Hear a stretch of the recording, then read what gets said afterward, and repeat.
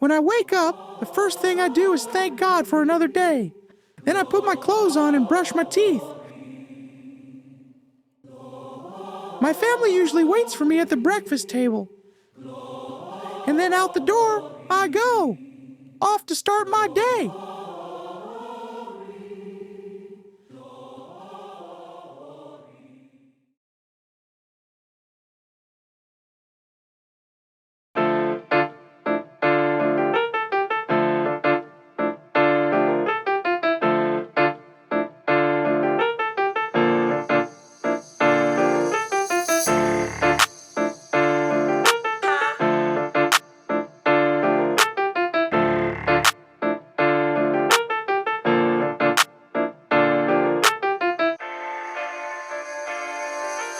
There is not one day that I am not thankful for something. Every day is a new adventure. I've been meeting some of the most wonderful people. And what's even more beautiful is that they always love to share amazing stories with me. Come with me today as we share another inspiring story that will surely warm your heart.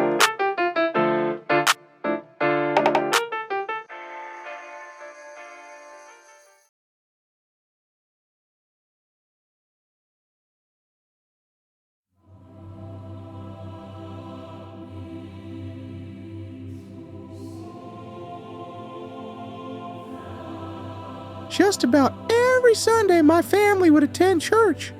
My dad was the preacher, and I am always excited to hear how he would tell the stories in the Bible.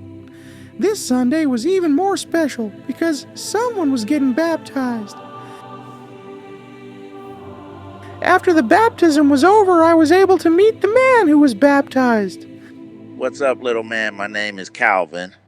Your father has really touched my heart with his words today. Ever since I've been coming to this church, I've been feeling like a new man. I can look back and truly say I've come a long way from the way things used to be. You mean you wasn't always like this? Can you tell me more? Okay. Every king starts somewhere. For me, it was right here, on these streets. I was just a kid, 10 years old, but I'd already seen more than most men twice my age. My father, he was a legend, a gangster, a hustler, a man who could make money dance and fear talk. And yeah, he was a pimp too. He didn't leave me at home like other kids. Nah, my father carried me with him to his meetings, to the clubs, to the corners where deals were made and dreams were sold. He said, "Son, you gotta see the world for what it is if you ever plan to survive it." The world, he showed me, was dark, but it was alive. Every handshake had a price. Every smile had a meaning. And every lie, well, every lie had a cost. But even legends have cracks. My father, he carried his own shadows. And whether I wanted to or not, I was learning his game, one late night at a time. This isn't just my story. It's the story of how a boy became a hustler, and a hustler became a king. But kings, they don't always keep their crown. I didn't just take over where he left off. I built something bigger, something stronger. The same rules, the same streets. But my game was different. My father had a code, a limit. Me, I broke every ceiling they put above me. I became ruthless. If someone crossed me, they didn't get a second chance. Loyalty wasn't just a word, it was the only word. You were either with me or you were done. But here's the thing about power. It's a hungry beast. The more you feed it, the hungrier it gets. And when you sit at the top, everyone wants to see you fall. They say, every king must meet his fate. Maybe they're right. But until that day comes, this city, it's mine.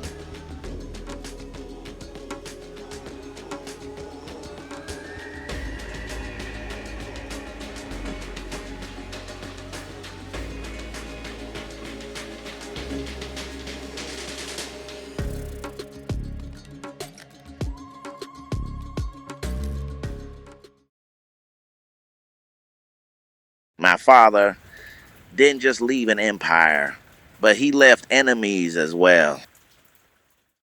Those guys at Mo seem to think things are all fun and games. This town has always been ran by our family, and I'm gonna make sure it stays that way. Tito, you and the fellows go pay Mr. Mo a visit tonight. Keep everything discreet.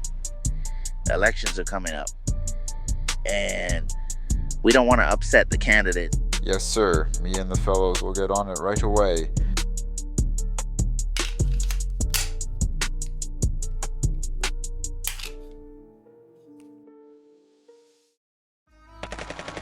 We went to war.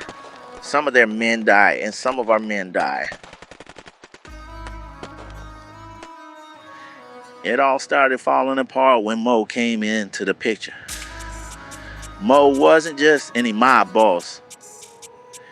He was the type that didn't just play the game. He wanted to rewrite the rules. And me, I wasn't having it. Bodies started dropping left and right. My boys, my family, one by one, they fell. And while I was at war with Mo, the feds were closing in. I was watching my empire bleed out from two sides, and I couldn't stop it. And then my mama, she got sick. The one person who ever believed in me, even when I couldn't believe in myself. But I couldn't be there for her, not really. I was too busy trying to keep the streets from swallowing me whole. For the first time in my life, I thought about walking away, leaving it all behind. The money, the power, the blood on my hands. I wanted out. But the streets, they don't give you clean exits. And the feds, they sure as hell weren't gonna let me ride off into the sunset. They came for me in the dead of night.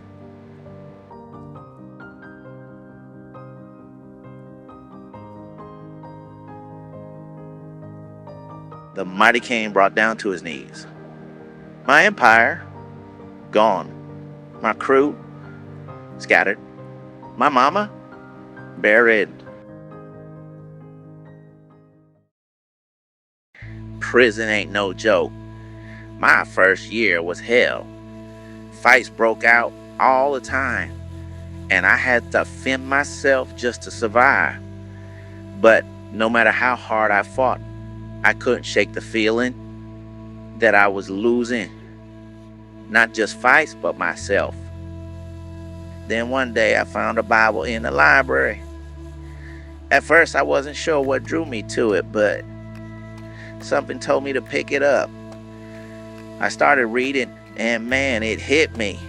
Every word felt like it was written for me, calling me out for the man I'd become, but also telling me I could be better. I started praying, asking God for direction. I didn't know if He'd listen, but I kept at it. I began exercising too, not just to get stronger, but to discipline myself. Slowly but surely, I started to feel like a different man. For the first time, I wasn't running the streets or chasing power. I was finding peace. By the time I walked out of those gates, 15 years later, I wasn't the same man who went in. The streets didn't own me anymore. I gave my life to God and promised myself I'd never go back to that life again. I started going to church, listening, learning, and letting God guide me. I began to understand the damage I'd done, not just to others, but to myself. I realized I couldn't change the past, but I could start building a better future. These days, I talk to young people about the choices they make. I tell them what I wish someone had told me, that the streets don't love you and power isn't worth your soul. I've been there. I've seen where it leads, and I don't want that for them. 15 years ago, I was a king in a crumbling empire. Today, I'm a servant of something much greater. The streets may not forget, but God forgives. And that forgiveness, that's the real power. I'm not where I used to be, and I thank God for that every day.